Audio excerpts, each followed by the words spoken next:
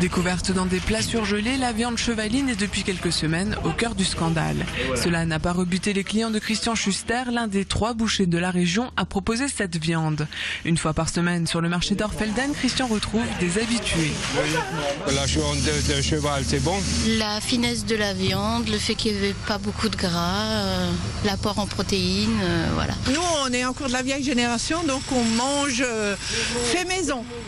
Et du coup, j'achète de la viande de cheval chez le monsieur parce que le monsieur, il est sympa et c'est un boucher et voilà, et la confiance, elle règne ici.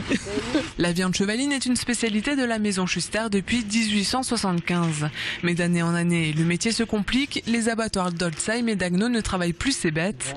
Les rares chevaux de la région élevés pour être consommés doivent être envoyés en Allemagne. De moins en moins de producteurs régionaux se lancent dans l'élevage de cheval. Les quelques 400 éleveurs professionnels d'Alsace se spécialisent essentiellement dans les courses ou le tourisme équestre. Résultat des courses, 85% de la viande chevaline consommée en France est importée du Canada. Dans sa boucherie de Agno, Christian Schuster a vu quelques nouveaux clients curieux de goûter cette viande qui fait tant parler.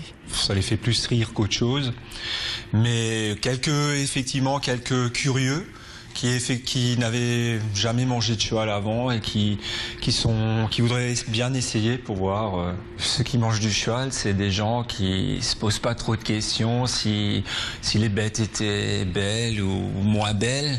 Elles veulent quelque chose de bon dans leurs assiettes. Elles regardent sur le rapport prix-qualité. Réputées moins chères et moins grasses, les Français ne sont pourtant pas friands du cheval dans leur assiette. En 1960, on en consommait près de 2 kilos par an et par personne contre 300 grammes aujourd'hui.